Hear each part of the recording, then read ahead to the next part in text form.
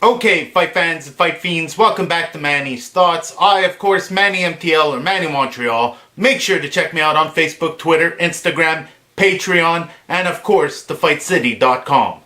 As usual, I'll give you guys my thoughts on what's going down in the world of combat sports. Let's get started.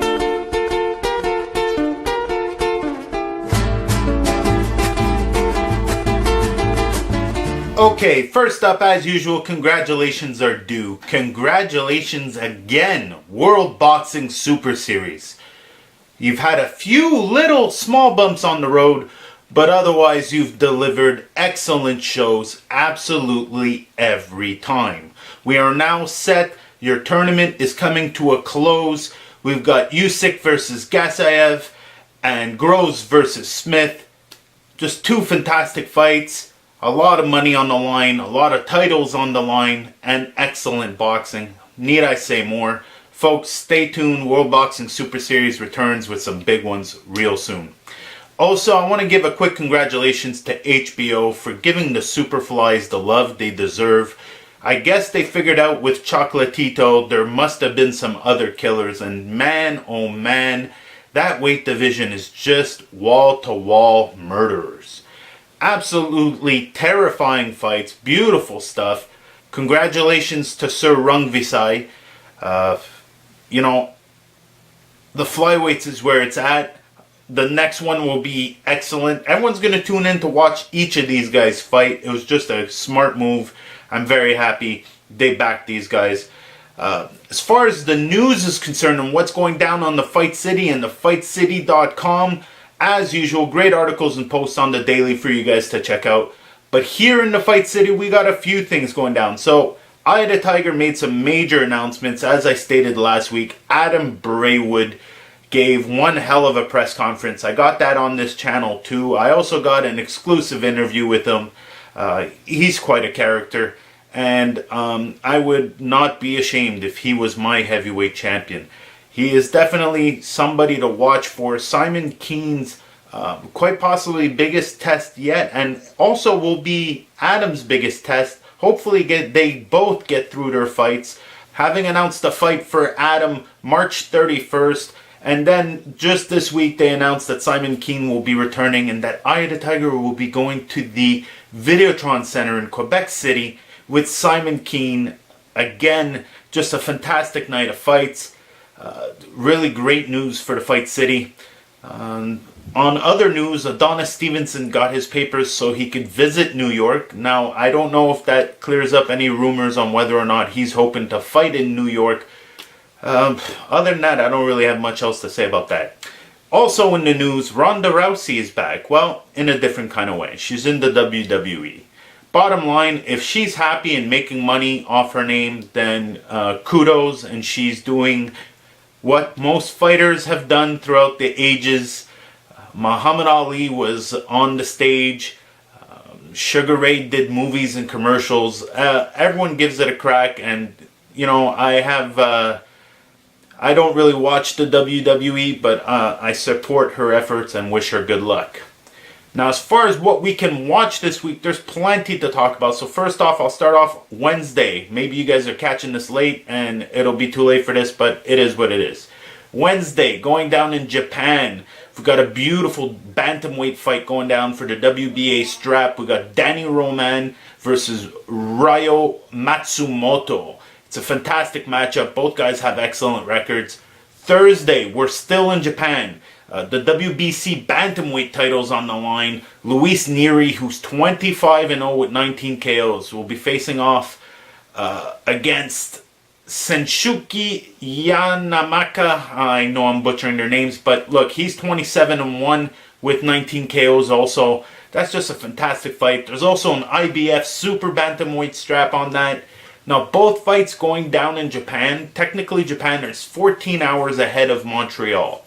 And they both have start times for 9 p.m. So, assuming you're up at 7 a.m., you can catch both of those Wednesday and Thursday.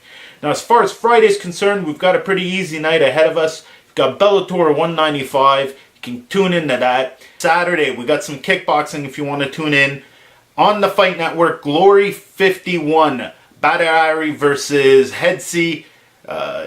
Listen, Barahari's had 106 wins and 12 losses.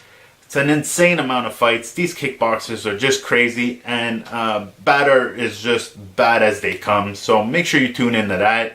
Also, some MMA on Saturday. UFC 222 free show on Fight Network and Fight Pass and TSN. And then obviously you switch over to the pay-per-view. Chris Cyborg versus Kunitskaya. Also on that card, Edgar versus Ortega.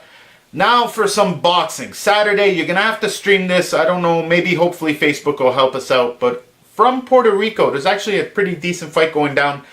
Juan Manuel Lopez is in the ring versus Jason Velez, two Puerto Rican sensations. Puerto Rico needs some love right now, so hopefully they make some money doing that. If there's a stream, somebody will let me know. I'll share it. And, I mean, even if it's a pay stream, Puerto Rico definitely needs it, so hit me up. Quick shout out, England. You know, I complain because I don't really have enough money or time to do enough of what I want to do in this fight game. But I think I would really go nuts if I lived in England. London, England, okay, and surroundings. So basically everywhere you can take a metro to, okay? So it's not, you don't have to drive, you don't have to go off anywhere. It's not far. Everything's an hour away tops, okay?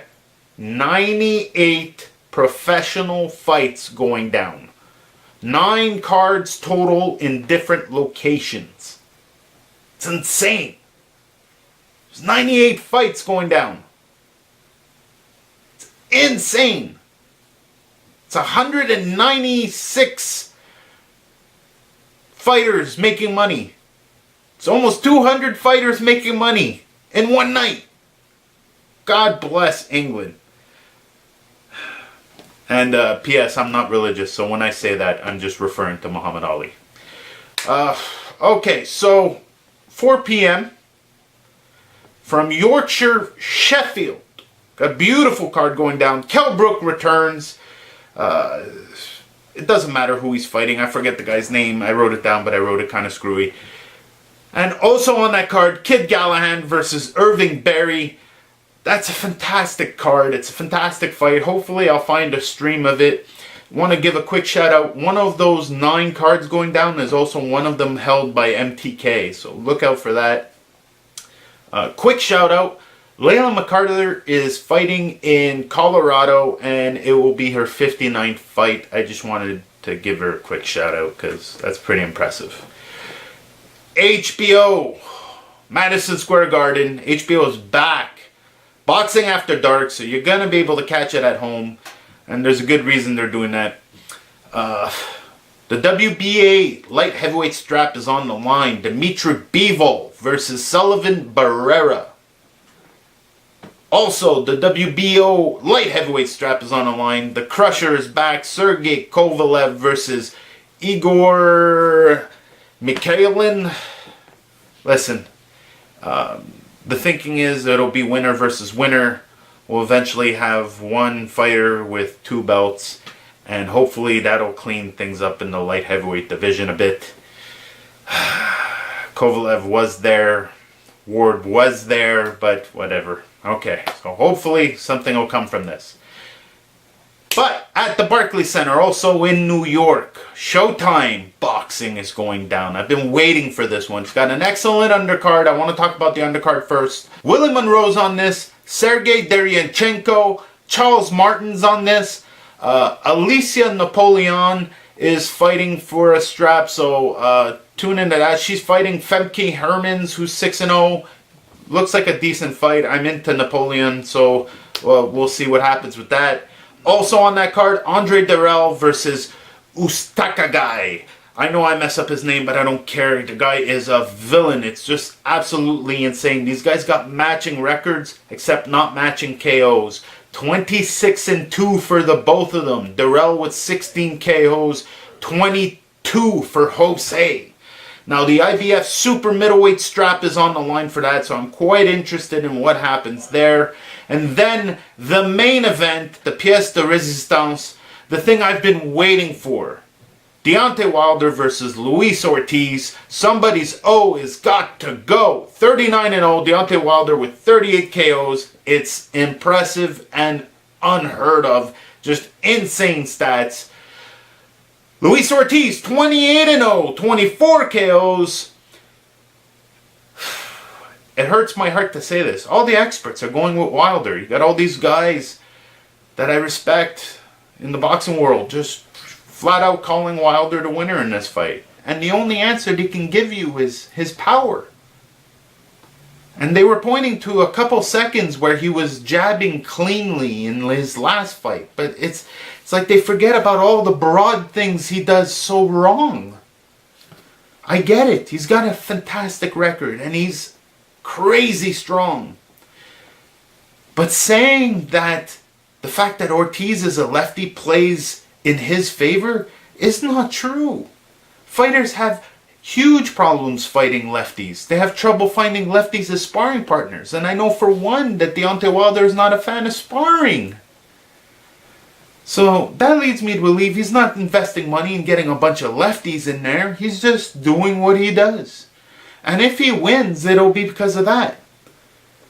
Luis Ortiz needs to win this just based on the fact that Deontay Wilder has besmirched the name of Muhammad Ali, claiming that he's surpassed him, stating that he would have KO'd Tyson in his prime. Luis Ortiz needs to do this for himself, for his own redemption as a fighter, needs to do this for the fight fan that actually knows what he's watching, and needs to do this for people like Teofilio Stevenson, who didn't get the crack that he has right now. Make sure to check out my other videos. I got great stuff just loaded this week with Adam Braywood. I got fantastic stuff for the Deontay Wilder-Ortiz fight. Make sure to like those as well. That's it for me this week. Make sure you go to my Patreon page. Go on there, become a Fight Fiend, support the cause. Like, share, subscribe, and all that good stuff. I'll see you guys next week.